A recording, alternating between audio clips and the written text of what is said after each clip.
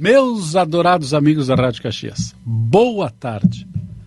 Esse é o programa Caxias Memória, que vai ao ar todo sábado aqui na nossa Rádio Caxias, e a gente cheio de orgulho pela audiência desse programa, pelo retorno emocional que dá pra gente.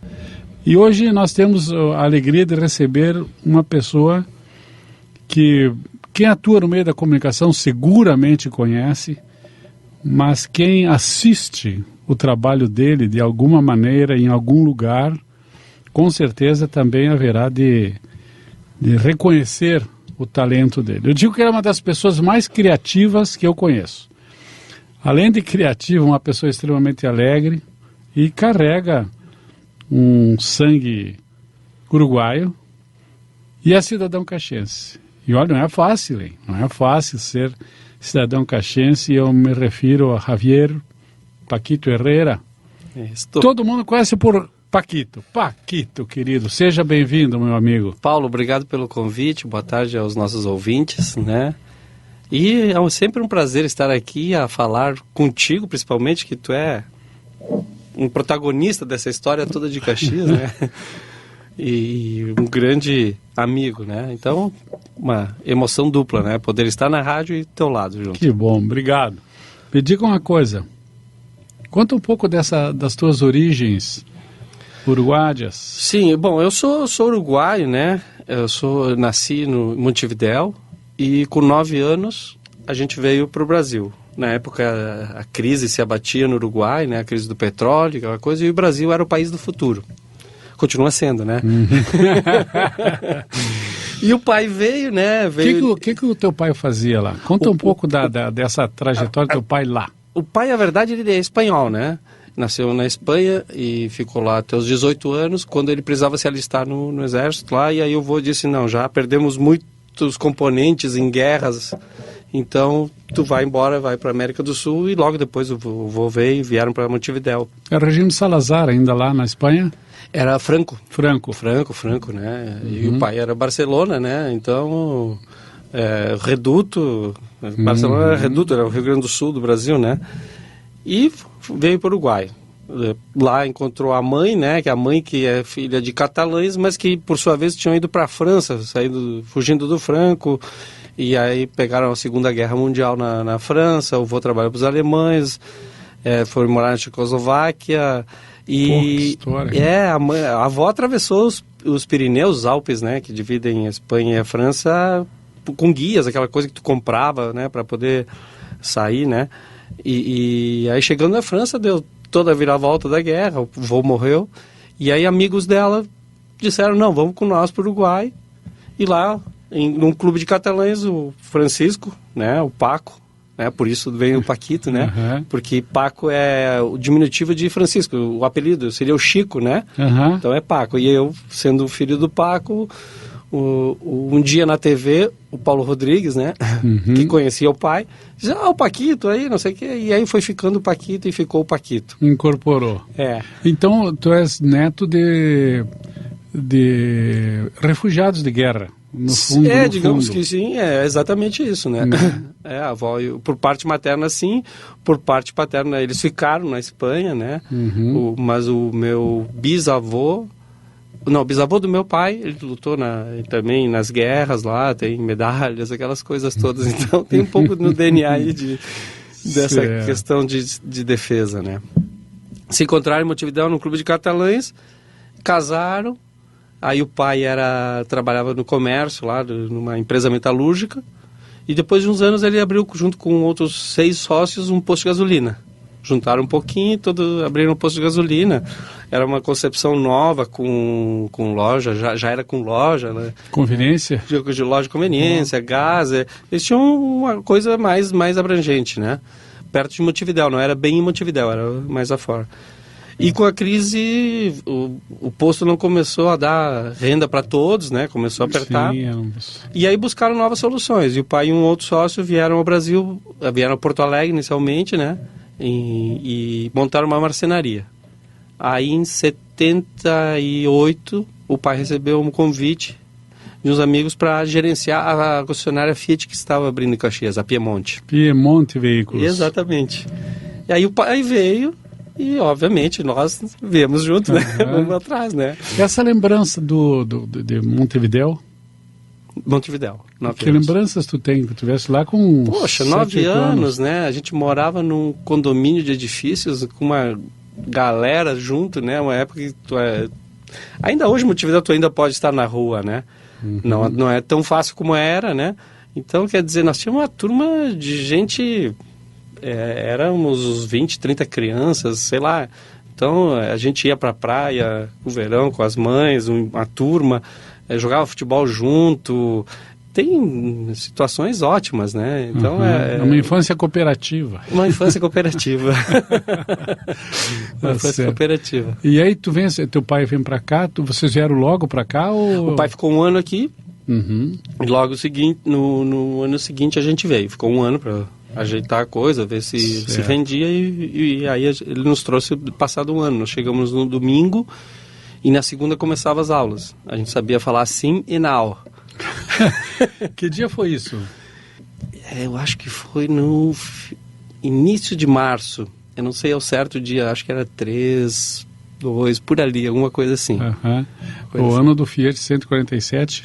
O ano do Fiat 147, nós viemos para Caxias, 79. Ah, perfeito. 75 nós chegamos em Porto Alegre e 79 em Caxias. Ah, perfeito. Na verdade, final de 78, dezembro de 78. Me lembro que a gente não podia pegar a recuperação na 8ª série, porque o pai disse, não, a mudança está marcada, se vocês pegarem a recuperação, vocês ficam. E aquele ano nós não pegamos a recuperação. Tá certo. Como é o nome da tua mãe? Ana Maria Herrera Creus de Maziá. Ela é herreira, né? E o pai é Francisco Maziá Miras. Há essa inversão de nomes, de colocação do nome. Primeiro vem o da mãe e depois o do pai. Ah, certo. E como é que ficou sendo o teu nome, então? Meu nome é Javier Francisco, e daí vem também um pouco do Paquito, né? Javier Francisco Maziá Herrera. Somos em 4 irmãos, né? O Juan Carlos, o Jorge e o Dani. Quer dizer, eu sou o segundo. É Juan Carlos, Javier, Jorge e Daniel. Quantos estão na tua área? 3. Na área de vídeo? 3. O mais velho seguiu a área do pai, na área de vendas, né? Representante comercial. E o Jorge começou trabalhando com nós lá na Videotop e logo em seguida entrou para a RBS. E o Dani também começou trabalhando com nós na Videotop, foi para umas agências de publicidade, voltou para a Videotop e continuou com nós. Hoje ele está sócio com o André Constantino Transi, que é uma documental também na área de vídeo. Então o grande caminho foi esse. E como é que vocês enveredaram por esse caminho, Paquito? Como é que foi esse teu... primeira adaptação em Caxias, e depois como é que tu enveredaste por esse segmento? A adaptação em Caxias, nós chegamos em dezembro, né, era calor, pegamos férias, né, não conhecíamos ninguém, quer dizer, tinham os amigos do pai, né, e aí fomos criando novas amizades, novos círculos ali na Feijó Júnior, em cima dos Boniati, que nós moramos, né, e aí chegamos... Os Boniati que tu tá falando é para cima da Aliança. Isso, para cima da Aliança, na esquina do antigo Gato Preto. Isso. E aí nós chegamos, na verdade a gente vinha da cultura de Montevidéu, entramos na de Porto Alegre, né? E aí chegamos na cultura de Caxias, que era um pouco diferente, assim, né? A gente era estrangeiro, era imigrante, não tinha um sobrenome. É filho de quem? É filho do Paco lá. Sou guri do Paco, na Piemonte. E aí foi que tu vai criando relacionamentos, começa o primeiro ano de colégio, tu vai criando... Que colégio tu foste? Estudei 2 anos em Santa Catarina e depois 3 no São Carlos no Noturno. A Dona Iró era diretora? A Dona Iró foi minha diretora. Olha, bela lembrança. E o Cid foi meu professor de educação física, Cid, né? querido. Também outra figura. Aliás, o Santa Catarina... teve diretores notáveis, Santa Catarina é uma escola admirável, né? Santa Catarina é uma escola que é referência, é exemplo, né? Eu me orgulho muito de ter passado por ali. Grandes amigos passaram ali, grandes pessoas que a gente sabe da história passaram ali, ou estiveram com a dona, através desses professores maravilhosos que tinha lá, né? É verdade, sim.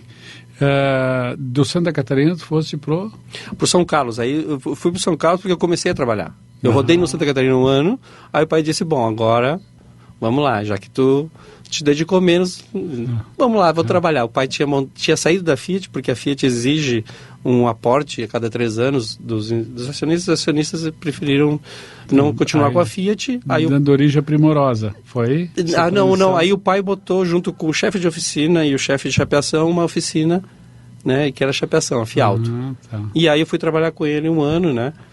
Aí sim, era aquela coisa, eu achei muito legal, achei que eu ia apertar, arrumar motores ou pintar carros. Na verdade me tocou lixar muito o carro, chuva, desapertar e apertar a graxa, mas lavar a peça. Exatamente, né? É aquela coisa, tu acha que tu já entra de chefe, não, tu tem um caminho a galgar, né? Engraxou muito o dedão lá, então. Muito dedão. E aí de noite eu ia pra aula, tinha que escovar as mãos assim, porque tinha vergonha de mostrar que eu era graxeiro, não sei o que. Sabão mecânico. Muito sabão mecânico, mas era uma coisa que hoje eu não sei se eu faria, porque é ali que estava a essência, né? Tá certo. E aí depois de 1 ano disso, o pai acabou recebendo um convite para ir trabalhar em Rio Grande, mas nós ficamos, e eu consegui uma vaga na TV Caxias, no Canal 8 na época. Hoje é RBS, né? Agora nós vamos falar, no próximo bloco nós vamos falar desse ingresso do Paquito na RBS, no Canaloto. Isso, né? Canaloto, carinhoso. Cuja história, sim, porque era a sociedade regional nos chamava de Canaloto. Exatamente. Né? E não era nós não entendíamos como pejorativo. Nunca. Eles podiam entender, mas para nós, né, era uma alegria. Criaturas, nós vamos fazer um intervalo, criaturas de Deus, nós vamos intervalo, voltamos já com Caxias Memória, hoje com o Paquito aqui, o Paquito. Nós já voltamos. Amados, amigos da Rádio Caxias, nossos ouvintes, a quem dedicamos a maior atenção, o maior respeito, hoje o Caxias Memória recebendo a figura do cidadão caxiense, embora nascido em outro país, em outra nação, aliás, com espírito de nação, que é uma coisa que nós não temos. Paquito, aí tu estás trabalhando, teu pai te leva a trabalhar na oficina, lavar peça e coisa e tal, e lixar, fazer chapeação, lanterneiro, os caras dizem em São Paulo, né? Isso. E aí, de repente, surge uma vaga na TV Caxias, Canaloto. Isso aí, foi em março de 82. Né? E aí eu comecei ali como operador de VT, eu tinha 16 anos, né? Começamos como operador de VT, na época a TV tinha, os equipamentos eram muito diferentes do que são hoje, muito diferente do que se possa imaginar, né? Uma pessoa largava os comerciais, o outro cortava a programação e conseguia entrar com eles, era um vai e vem, caceteiras, e lá conheci grandes amigos, né? Pessoas que são a história da comunicação de Caxias, Nestor Golo, Gargione, Paulo Rodrigues, e são tantos que a gente esquece, a Lisete, o próprio Paulo, né? O Paulo que naquela época estava no Pioneiro, né, Paulo? Isso mesmo. No grupo do Conte, né? E ali foi Quem eram os teus parceiros de técnica? A gente chamava de técnica, né? O cara trabalha na técnica. Sim, isso era uma coisa, né? Eu adorava aquele negócio de televisão, de botões, essa coisa, né? E quando entrei lá, já foi um parque de diversões, né? Digamos assim. Tinha o Décio Polita, tinha o Dudu Armando Eduardo dos Santos, né? Tinha a Duda Guelso, tinha o Jorge Costa, tinha tanta gente que a gente até... Sim, a gente fica até Vanderlei Rocha, que fazia aquelas vinhetas, a imagem do imigrante, Dino Brito, né? O Dino também. Sim, então é uma galera aí, o Luiz Carlos dos Santos, o Chuchu, né? Sim. E muita gente boa. Belas lembranças. 4 meses depois, eu recebi o convite, eu abri a vaga de editor e eu recebi o convite, e aí foi um prato cheio, né? Porque aí a vaga era de editor, mas tu não era só editor, tu era suíte, cortava a programação, tu era sonoplasta, tu cuidava da parte de áudio, tu era câmera, tu era iluminador. Jogava todas. O que, para mim, era ótimo, né? Para mim era ótimo, porque aquilo lá era tudo absorver conhecimento, né? E estar ao lado de pessoas que faziam a diferença, né? A programação, nossa, passou tanta gente talentosa ali, o Taviano Fonseca, o Brito Júnior, a Laura Rejane, puxa, o Paulo já citei, o Nestor Golo já citei, gente que tem muita história e Marliva é dessa época também? Marliva entrou depois, acho que uns 2, 3 anos depois. Marliva, tá aí, ó, outra pessoa, Beto Noff, enfim, gente que não acaba mais, gente, Luiz Bolsoni, meu Deus, a gente começa a pescar e os nomes vêm, né? E aí fiquei um ano, a gente era editor de telejornal e editor também de comercial. Né? Então a gente fez na área da publicidade muita coisa assim, né? Na época da Rei, da Madesati, nossa, Oswaldo da Soma, Ferreira, nossa, era uma imensidão. A Provecta também é do teu tempo, a Provecta, né? Eu peguei o finalzinho dela, né?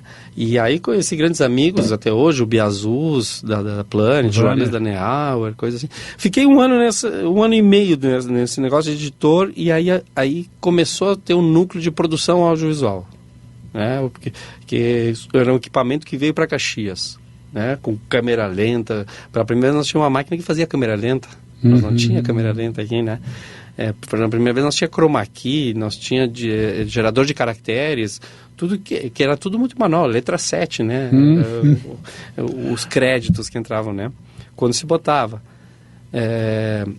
E aí eu fui para só a produção de comerciais ou programas especiais, né? Aí foi um divisor de águas. Aí foi um divisor de águas, porque eu entrei realmente na área mais comercial. O jornalismo eu tinha deixado praticamente ali de lado, né? Ali me lembro que a gente fazia com o Brito na área de jornalismo, né? Lá no início, a gente virava a madrugada de sexta para sábado para fazer o sábado o esporte especial. E a gente recortava a revista Placar, jornal, para fazer uma coisa mais animada com efeito. Uma só que levava toda a noite para editar. E aí, às vezes, no outro dia faltava luz, porque tinha isso, né? Na época faltava luz e o programa não ia ao ar, e acabava. E o Brito com as maluquices de rock dele. Foi uma época muito divertida. Tá perfeito. E aí entramos na área do produção comercial. Bom, aí tu já abres a tua empresa aí? Não. Tu ainda está trabalhando para a RBS? Ainda na RBS.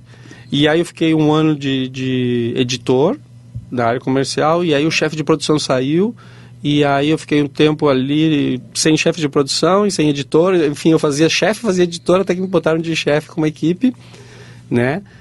E aí sim eu comecei a produzir comerciais, dirigir. A gente fazia comercial para todo o estado. Vinha gente de Rio Grande, de Bagé, de Porto Alegre. Como nós tínhamos alguns recursos técnicos aqui em Caxias, a primeira câmera era 3 tubos, né? Então as pessoas vinham porque tinha qualidade. Então aí eu adquiri um relacionamento muito grande com pessoas do meio, né? E aí isso durou 2 anos. Mas quando tu dizes que vinham pessoas, vinham empresas, agência de publicidade de todo o estado, você tinha uma agenda extraordinária de ocupação de locação, né? Sem dúvida. Trabalhava quase 24 horas por dia. A minha média de hora extra era tipo assim, 80 horas extras, né? Bah. Então era assim, nosso horário, porque também a gente dividia parte do equipamento, a mesa de corte com a programação. Então nós tínhamos horários que a gente tinha que respeitar, mas à noite era onde o horário rendia. Então era depois do Jornal das 7, né? 7h30 por aí se gravava as questões de áudio, e depois a gente começava assim, aí sim, virava à noite, né? É uma coisa louca, porque quem não é do meio não entendia aquilo negócio. Pô, o cara só trabalha de noite, o pai e a mãe, as primeiras noites, assim, tu tá louco, isso não é vida, isso. Mas a gente passava, lógico, com sono, com cansaço, mas a gente curtia muito aquilo, né? E essa área tem uma coisa que não tem rotina, cada comercial é diferente, então certo. É um desafio diferente, por mais que a máquina seja a mesma, o desafio era diferente. E com exigências cada vez maiores de produção. E com parcos recursos tecnológicos que a gente driblava eles, né? A gente fazia, reinventava. Do defeito a gente virava um efeito, né? O técnico brigava muitas vezes com nós, porque nós mexíamos em cabo, descabeava, não sei o quê. De manhã a gente tinha que voltar tudo no lugar, mas como é que vocês fizeram isso? Ah, não, o cara trouxe um efeito. Enfim, a gente tinha que enrolar, né? Para não dizer que a gente estava trocando cabos de posição e coisas assim. Certo. Esse aprendizado na RBS TV, no antigo Canal 8, te rendeu um grau de relacionamento extraordinário. E aí tu vais para a tua empreitada... Sim, aí eu, na verdade, eu vinha pleiteando um aumento perante a RBS, e a RBS, não dá. Eu digo, bom, então vou sair. Tinha um convite de amigos, não, vamos montar uma produtora, vamos... Aí até apareceu o Júlio Valmórbida, que era o gerente da sucursal de Bento, que estava em Cuiabá, e disse, não, vem para cá, que vamos montar uma produtora aqui contigo, o pessoal tem uma produtora, só não tem capacidade. E aí eu saí da RBS. Eu saí numa boa, Ademir Gondrão, Zanini. O Zanini era meu gerente comercial, então a gente tinha uma amizade muito forte, né? Era um grupo muito coeso, muito bacana. Até hoje tenho amizade com ele. O Ademir Gondrão tem em Florianópolis, com a Cissa Amorim. Com a Cissa, casaram naquela época, né? Ela era apresentadora do jornal, do telejornal, uma mulher linda, foi princesa da festa. Foi princesa. Grande figura, Ademir Gondrão. Belo resgate. Os queridos. E aí eu fui para Cuiabá, fiquei lá 3 meses, né? Primeira vez que ficava sem pai, sem mãe. Né? Fui para lá, fiquei 3 meses, uma terra muito quente, uma cultura muito diferente. Aqui a gente aprendeu a trabalhar e fazer com afinco. Lá as pessoas 5 horas iam embora, eu ficava atônito, e aí às vezes eu ficava de noite na produtora, mas as pessoas diziam, não, vai embora, e eu pro hotel, tentava sair com as pessoas. 3 meses depois, o Mário Paravise, que já tinha agência, me convidou para montarmos uma produtora. Era agência A? Agência A o Mário tinha. Uhum. E ele, o Iotti, e ele e o Iotti tinham uma agência, e aí o Mário me disse, não, vamos montar a produtora. E aí eu digo, bom, não tem nada a perder, né, vamos lá. E aí botamos a Videotop, eu e o Mário. E aí o Mário, logo em seguida, montou a Estúdio Uno, que era a fusão da Ponto, Agência A. Isso. Grande. Quando começou tudo aqui, né? Que, a verdade, o Paulo Triquez começou, né? Isso, essa fase é uma fase, vamos deglutir um pouco melhor ela, porque foi uma grande transformação que aconteceu em Caxias. Né? Em Caxias. Aí tem uma mudança significativa em Caxias. Acho que o Estúdio Uno representa um marco ali, né? Exatamente. Nós vamos ao intervalo. Vocês estão vendo a história do Paquito, já passou dois blocos, é monumental. Nós vamos ao intervalo, já voltamos com o Caxias Memória. Fique com a gente, hein? Queridos, estamos de volta, o programa é o Caxias Memória, e hoje aqui vibrando com essa entrevista, com esse depoimento do cidadão caxiense que nasceu no Uruguai, em Montevidéu, o Paquito. Paquito, eu pedi antes um instante para o intervalo, porque acho que esse momento que tu vais descrever agora, ele é de extrema importância para entender a história da comunicação em Caxias. Porque houve ali um divisor de águas. Nós estávamos vivendo um processo de perda do comando da comunicação em Caxias. Nós estávamos vivendo um processo eu acho que havia um problema muito sério de não valorização das agências de publicidade. Muito grande. E a gente que estava no meio sabe o que representou a entrada do Paulo Triquez nisso aí, né? Então, eu queria que tu narrasse esse histórico, que talvez eu possa até contribuir com alguma informação. Eu já tinha trabalhado na Estúdio Uno com o Evaristo da Lauba.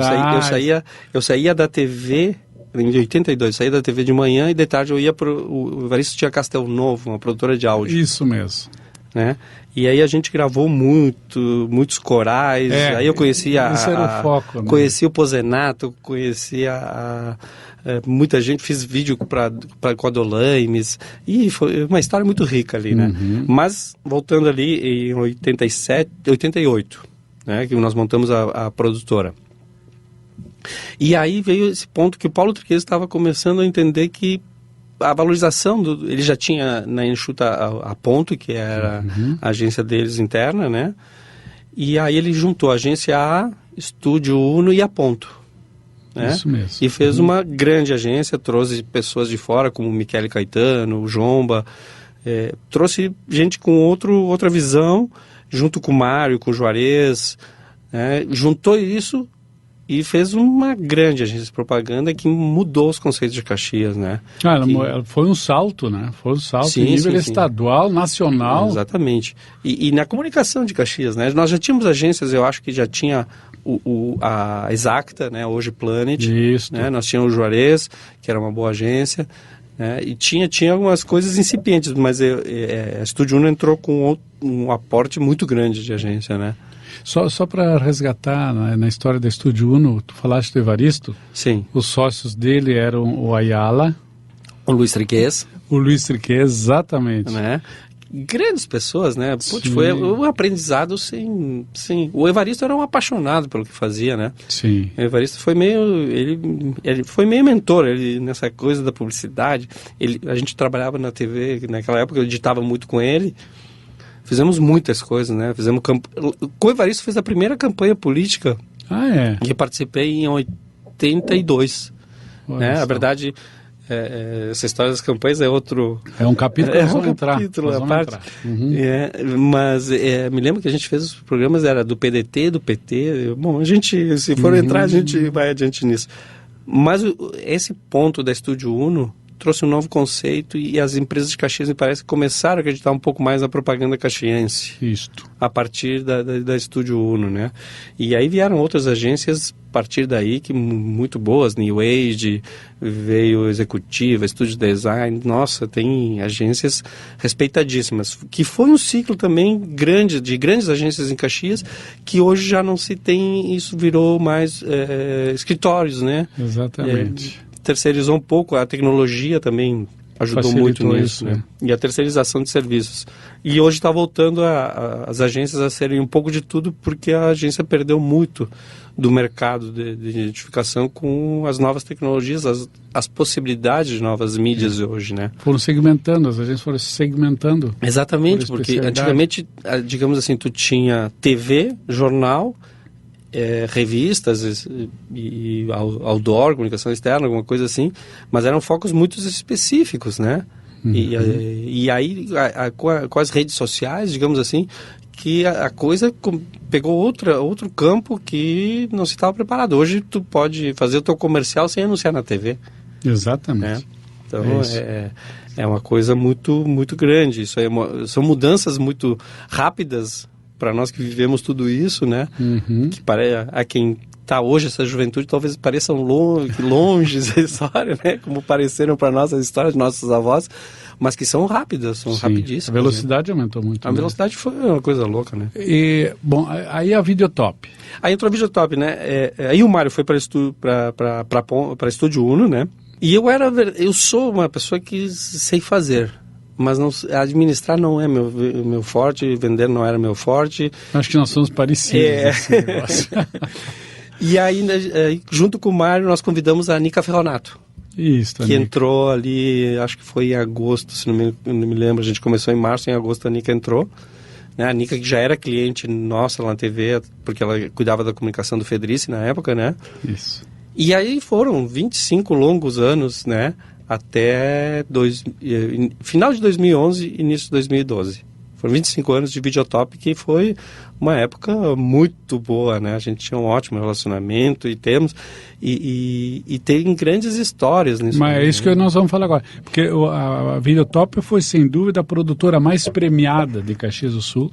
Foi uma das primeiras e a mais profissional durante muitos anos. Qualquer trabalho que exigisse algo maior tinha que ser com a Videotop. As empresas pensavam assim, porque eu frequentava o ambiente, e as organizações, os sindicatos, e a Marco Polo, então, que foi uma empresa que eu acho que vocês ganharam prêmios internacionais com a... Sim, a Marco Polo a gente ganhou prêmios através de vídeos deles e muita coisa. Uma aposta do seu Walter em nós, né? Nós éramos eu comecei a Videotop que tinha 21 anos, né? E o seu Walter foi um grande incentivador. O seu Walter era um visionário, né? A gente propunha uma coisa, ele ficava meio assim, olhando, mas ok, vamos lá. E o seu Walter foi uma pessoa na Marco Polo que nos ajudou muito, o seu Paulo, né? A gente teve uma relação com os dois ali que foi maravilhosa, né? Poder participar da vida de dois ícones da indústria Caxias, E aí eu te digo que eu tive o privilégio de participar, de estar ao lado, seja entrevistando, seja filmando, Francisco Stedley, D'Arrigo, Raul Randon, Virvi Sirtoli, nossa, os Fedrici, os Prata Vieira, os Manha Bosco, tanta gente que faz a história consolidada de Caxias, que é só orgulho, né? E um privilégio. Esse privilegiado. Me permite só abrir um parentezinho, eu escrevi esses dias no Face, essa semana, sobre quem viveu a fase que nós vivemos, Paquito. Talvez o pessoal de hoje talvez não entenda, mas todos eles tinham o seu negócio, eram competidores em muitas áreas. Sim. Mas quando falava de Caxias, eles se juntavam, eles estabeleciam uma linha e todo mundo se abraçava e fazia acontecer. Mesmo que a pessoa não concordasse, tinha essa questão de, ok, abraçamos isso, vamos com esse foco, né? E isso era perceptível, ainda mais nós que estamos na comunicação, que a gente via esse movimento, né? Uhum. Então é isso, e hoje me parece um pouco desagregado nos parece que falta lideranças para nós, me parece. Exatamente. É uma pena, mas os empreendedores, né? Nós tínhamos os visionários, né? Poxa, pega o Paulo Bellini, o Walter Gomes, seu Raul, gente muito visionária. Tem gente que está vindo aí com gás, sim, né? Mas se diluiu um pouco o conjunto. Exatamente. O conjunto me parece que se perdeu um pouco de força nisso. Né? Nesse sentimento de afiliação que eu percebo que tu sentias em relação a estas pessoas, essas empresas de Caxias, tu foste levado a produzir trabalhos no Brasil, fora do Brasil. Como é que foi essa o que tu lembra dessas coisas todas, tantos dos prêmios que ganhou, dos momentos difíceis que teve que enfrentar, porque não é fácil fazer a produção de TV, é complicado. Me lembro, a gente começava assim, por exemplo, com o Biazuz, um dos primeiros prêmios que veio assim do Globo Profissionais do ano da Globo, né? Uhum. Que era um prêmio importantíssimo, né? Colunistas. A gente fazia tudo muito manual, e era por muito amor, né? Era porque a gente gostava daquilo lá, do desafio, né? E aí depois, sim, veio a profissionalização disso, porque em Caxias tinha a TV Caxias que produzia a RBS, né? Comerciais. Depois veio o núcleo de produção audiovisual da UX, com Ari Trentin, né? Uhum. Tinha, lógico, tem a história do Nazareno Michelin, né? Sim. História riquíssima, né? Que a gente já foi parceiro do seu Nazareno. Eu lastimo que eu não tenha conseguido gravar o depoimento do seu Nazareno antes dele falecer, né? Porque a história dele o Moacir sabe de muita história dele ainda, né? Eu gravei uma entrevista com ele. Olha, amor, né? Porque a gente gostava daquilo lá, do desafio. Né? E aí depois, sim, veio a profissionalização disso, porque em Caxias tinha a TV Caxias que produzia a RBS, né? Comerciais. Depois veio o núcleo de produção audiovisual da UX, com Ari Trentin, né? Uhum. Tinha, lógico, tem a história do Nazareno Michelin, né? Sim. História riquíssima, né? Que a gente já foi parceiro do seu Nazareno. Eu lastimo que eu não tenha conseguido gravar o depoimento do seu Nazareno antes dele falecer, né? Porque a história dele o Moacir sabe de muita história dele ainda, né? Eu gravei uma entrevista com ele. Olha aí, ó. Tá lá no acervo da universidade. Foi uma das entrevistas mais extraordinárias. O Michelin era rica de uma pessoa, meu Deus do céu. E ele amava aquele equipamento. Meu Deus do céu, era mais do que os filhos dele, eu acho. Ele era 100% dedicado. E aí também teve o Paganin, que botou por um período, Olímpio. Né? O seu Olímpio botou uma produtora que a gente comprou parte do equipamento deles depois na Videotop. Foi o Paganin que trouxe o Barbosa? O Barbosa, Jorge Barbosa. Jorge Barbosa. Grande figura, Jorge, né? E então, quer dizer, a mudança tecnológica nisso é gigantesca, né? Gigantesca. E aí sim, houve muitos prêmios, porque a Estúdio Uno começou a trazer clientes, tinha Colombo, que veio com a época do Evaristo, e era a época que se produzia comerciais diferentes, não era pasteurização, hoje virou tudo comercial, digamos assim, Doriana, para quem viveu os comerciais de Doriana, né? Benetton, tudo família feliz, lá tinha mais, me parece que tinha mais ideias comerciais. Sim. Tinha mais conteúdo.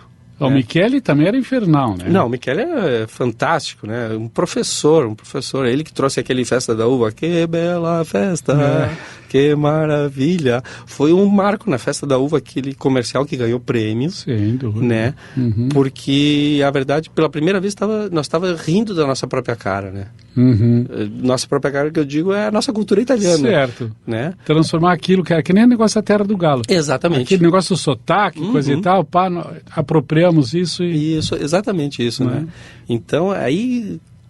comerciais fantásticos, a Planet teve vários comerciais, Juarez teve vários comerciais na ProEquipe, e assim outros também, a executiva veio com ideia, cada comercial era um desafio diferente, uma ideia nova, uma concepção diferente. Hoje a gente faz imagens bonitas com um belo texto, que emocionam sim, mas às vezes não são o foco. Exatamente. Tu não sabe quem é que está assinando aquela peça. É exatamente isso, exatamente isso. Mas são coisas que é do mercado, e o mercado vai crescendo nisso e a gente vai se adequando a isso, né? Verdade. Podemos fazer mais um intervalo? Temos. E agora o último bloco, nós precisamos falar das campanhas políticas, porque ninguém tem, eu acho que é na história do Rio Grande do Sul, mas ninguém tem o acervo de informações e de trabalho realizados em campanhas políticas, marketing político, que o nosso entrevistado tem, o Paquito. Nós vamos ao intervalo, voltamos já para contar algumas dessas histórias que eu sei que são muito bonitas. Vamos ao intervalo, já voltamos. Queridos amigos da Caxias, estamos infelizmente no último bloco, mas a gente vai espremendo as nossas experiências e a nossa relação para que vocês consigam ter um entendimento alinhado daquilo que foi a vida do Paquito, que é a vida do Paquito, e com certeza vai ser por muito tempo. Mas esse panorama da comunicação em Caxias, esse corte que ele está fazendo, foi muito rico, é muito rico, as pessoas precisam saber o que aconteceu. Paquito, falávamos antes do intervalo sobre a tua participação nas campanhas políticas, e tu estavas referindo à campanha de 82, foi uma baita campanha, né? 82 foi uma baita campanha. Foi uma baita, eu vi que tu colocaste alguma coisa no Face esses dias, né? Sim.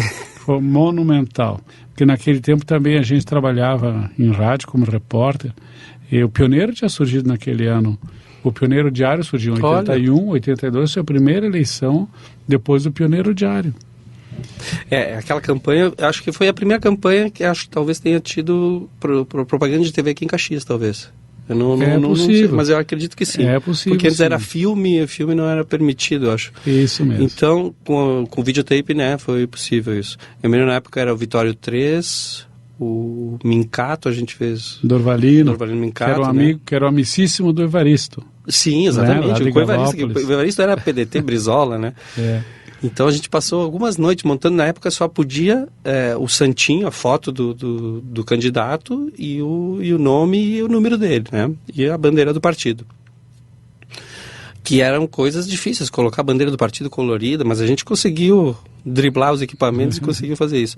O PT naquela época era a primeira eleição deles em Caxias, né? Era o Jaime Rodrigues. Isso mesmo. E eles não tinham, segundo ele, não tinham dinheiro para fazer as fotos dos santinhos. E não tinha mesmo. E não tinha. E aí eles vieram porque a TV teria que dar disponibilidade para eles. E aí foi uma negociação intensa até explicar para eles que tinha que ser foto porque a TV poderia ser multada se houvesse movimento. Isso. Não podia ser filmado. Então a gente botava os candidatos no fundo azul, eles ficavam aquela história de estátua, mandrake, né? Não podiam piscar e daqui a pouco eles mexiam a cabeça, coisas assim, para poder viabilizar a propaganda do PT também, né? E o PDS, quem era o candidato do PDS na época? Não sei se era o Benfica, não. Eu agora não me lembro. Não lembro. Mas também. eu me lembro que esses três fizemos em Caxias. O Vitório 3 tinha feito em Porto Alegre com a Romani, né? Tinha mais recursos, as fotos vinham em movimento e... Tu falaste do Romani, do Ademir? Do Ademir. Grande figura. Sim, não, esse também tem uma história. Grande agência, Antônio Prado, né? Eu acho que tem Antônio Prado. Faz horas que eu não vejo o Ademir. Também não. Não faz horas, mas o Ademir tem uma história riquíssima aqui, né? Através da Colombo, isso aí. E aí, saí da TV em 88, o Rigoto. Era a associação do Vitório 3, né? Isso. O Rigoto foi candidato e nos chamou, através da escala de Porto Alegre. Nós tínhamos feito alguns trabalhos para a Noig Bauer, que era do Fedrice, né? Isso. O seu Nestor, o Alfredo, né? Alfredo. O seu Nestor, né? Nos chamou para a gente fazer a parte da produção de Caxias. Ele trouxe um diretor de Porto Alegre, né? E a gente começou a fazer a primeira propaganda do Rigoto. né, de 88. E aí fizemos a do Rigoto de 88, depois fizemos 92 do Sartori, né, o Zé, que era a primeira dele, foi muito engraçado, ele disse, eu não quero aparecer na TV, o Zé, aquele jeito dele, foi, né? Até hoje, assim. Sempre contestador, né? Mas foi uma grande campanha, criamos uma amizade, era um grupo muito pequeno, né? E aí fizemos a do PMDB, perdemos com o Rigoto, perdemos com o Sartori, depois 96 teve Rigoto de novo, né? Isto. Aí foi a eleição do Pepe, né? Aí compusemos com uma equipe de Porto Alegre, e depois veio 2000 o Sartori de novo, né? O Zé, que quase ganhou do PT, foi por um detalhe ali, né? Foi 284 votos, se não me lembro. Ali teve um momento que foi importante, que era a turma do PT, né? Tava batendo Sartori, Sartei. Uhum. E aí estavam vindo aquelas propostas, Pepe Piquet, sabe? Aquelas coisas assim. Eu disse, gente, vamos entrar propaganda, ou política, ou a gente responde bem, com categoria, ou a gente fica quieto e não dá valor àquilo, né? E aí que eu disse, vamos valorizar um dos valores mais fortes que a gente tem em Caxias, que é a família. E aí nós fizemos um comercial com o Sartori dizendo, Pepe, foi decisivo. Pepe, tu mexeu com os valores nossos aqui de Caxias, a gente é adversário político, apenas político, mas mexer com o nome da minha família, eu não concordo. E aí a gente conseguiu uma virada que foi espetacular e quase decisória.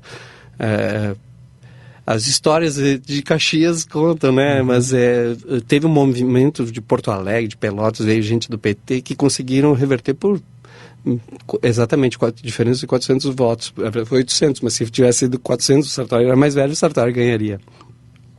Em 2004, o Pepe não concorria mais à reeleição, era a Marisa, e aí nós fizemos de novo o Sartori, e aí sim ganhamos. Na época era o Paulette também, né? E aí ganhamos com o Sartori. Eu digo ganhamos porque eu não sou partido, não sou afiliado a nenhum partido, mas não tem como tu não te abraçar a causa. Tu abraça a causa porque tu acredita naquilo, né? Então, às vezes discorda de algumas coisas, mas também é um trabalho, né?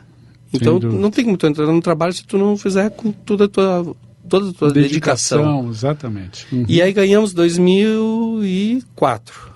2008 foi de novo contra o Pepe, e aí tava, digamos, era comparação, era o Bis, né? Me lembro que o Marcão lá, do assessor do Sartori, numa festa de lançamento, botou o Bis, chocolate Bis, e aí o Juarez pegou esse coisa do Bis, e aí virou o mote da campanha, e reelegemos o Sartori, né? Depois veio o Alceu. Né? Essas campanhas do Sartori tivesse sempre a companhia do Juarez. O Juarez entrou na de 2000. 2000, né? Ele, na verdade, tinha feito um trabalho gráfico, e em 2000, na verdade, o Juarez ficou na parte mais gráfica em 2000, né? Começou alguma coisa, ele assessorava nos comerciais, alguns roteiros. Os programas sempre ficou a nosso cargo, né? E os roteiros de comerciais a gente trocava ideias, né? Certo. Até porque o Juarez ficava mais com a parte gráfica também, que tinha que tocar, toda a outra lado da comunicação, e a gente tocava a parte mais eletrônica. Aí veio o Alceu em 2012. Exatamente. E aí vinha de 8 anos de Sartori com obras estupendas, e o Alceu um bom candidato, e assim ganhamos também. E 2016, ano passado, na reeleição do Sartori, que foi em 2008, a gente foi segundo turno, o Bairro Novo nos convidou para a gente ir para Pelotas, fazer a campanha do Fetter, que concorria à reeleição, e a gente chegou lá no segundo turno, não conhecia Pelotas, não conhecia nada, e conseguimos ganhar lá com o Fetter, né? Lógico que não foi nós que ganhamos, né? Sim. Tem toda uma conjuntura política, e tem o nome do Fetter, importantíssimo, né? Mas a gente deu uma virada na comunicação dele ali, que foi também muito legal. Aí veio o Alceu, e esse ano passado nós fizemos a campanha do Nespolo. Isso. Né? Que, por vontade de Caxias, não fomos vencedores. Eu acho que a gente sai de uma campanha sempre vencedor, ganhando ou perdendo. Sim. Porque tu trouxe ideias novas, tu trouxe conceitos novos, tu trouxe desafios novos. Lógico que sempre eu acho que tem que trabalhar com coerência, né? Nas promessas, no que tu está fazendo. E então acho que tu sai de uma campanha, pode não sair ganhador em número de votos, mas tu sai vencedor porque tu conseguiu transmitir algo novo e marcar de alguma maneira a comunidade. Perfeito, esse grau de comprometimento. Engraçado que de todas essas campanhas que tu disseste, que eu acompanhei, que vi, 2 eu estive por dentro da campanha. Uma foi a do Jaime Rodrigues. Olha porque aí. Naquela época eu estava apoiando e fazia parte, nunca integrei partido político nesse aspecto mas eu gostava muito do Jaime. E eu, em função do Valmor Vitek, sim, eu abracei essa causa. Né? Não, o PT era apaixonante, né? Eu me lembro que, putz, tanto é que eu digo, cara, vou abraçar isso aí. Eu virei noite ali sem ganhar hora extra para ajudar eles. Uhum. Porque a ideia era muito legal, eles eram muito apaixonados pela causa, né? Então era uma coisa diferente. Agora, o que tinha naquela época em termos de tecnologia e uso da estrutura de comunicação era uma situação completamente diferente, né? Nossa, nós vivíamos o vídeo lascado, não é a pedra lascada, né? Sim. E aí tu vais para uma campanha como foi a última, em que se estabeleceram contrastes notáveis, né? De produção, ver uma campanha por dentro, o número de pessoas, de ideias, de conceitos que são trazidos, e tu, Paquito, tem que filtrar tudo isso para transformar as ideias em algo que você possa ver e aproveitar. Sim, né? Eu acho que esse foi um desafio. Primeiro que foi muito bom trabalhar contigo, né, Paulo? Não. Porque é sempre aprendizado. Poxa, tu vem um texto do Paulo, tu diz, putz, lógico, os textos do Paulo são às vezes um pouco extensos, porque eu sou editorialista. Editorialista e brota ideias, né? O que tu vai cortar? Né? Bem o texto do Pozenato, o que tu vai cortar? Né? Porque às vezes a gente tem que ser censor, a gente trabalha com o tempo, e tempo na comunicação é ouro, né? Então, essas experiências que a política te dá, tu interage com senadores, com deputados, com vereadores, candidatos, tu interage com o mais importante, com o povo. A essência do povo, sabe? Tu ir lá e falar a linguagem, ver a dificuldade da pessoa e saber que, poxa, vamos mostrar essa realidade, porque Caxias, eu conheço Caxias, a cada 4 anos, quando eu vou fazer campanha, nossa, botaram um bairro novo. Pro bairro, é isso aí. É uma coisa louca, que essa cidade cresce, pulsa e... É muito legal, muito legal. E fazer parte da comunicação de Caxias, seja na indústria, no comércio, na política, é uma honra muito grande. É assim que a gente se sente, verdade. Uhum. Meus queridos, nós estamos chegando ao final do programa. Olhem só que trajetória de vida e orgulho de ser caxiense, né, meu cidadão? Poxa, isso foi um fato assim que eu nunca imaginei. Isso sim, acho que é uma coisa que eu nunca imaginei. Tanta gente em Caxias que faz a diferença... Ser distinguido com essa honraria é emocionante, Não vamos terminar o programa sem falar da família, cara. Pois então. Me conta. Tu tens filho, tu és casado? Como eu tenho a Carolina do meu primeiro casamento, né? A Carolina, minha filhota, tem 22 anos, um orgulho do pai, né? E tenho agora minhas outras duas filhas, né? Uhum. De coração, assim, a Isis, né? E a Elisa, que são do segundo casamento com a Letícia, né? Perfeito. Então, eu estou num bando de mulheres que é muita alegria, né? Viver nesse compêndio aí é muito legal. E alguma delas vai para a mesma área? A Carol está cursando Direito. Certo. Né? A Isis e a Elisa são muito comunicativas, são do teatro, são... só Deus sabe, né?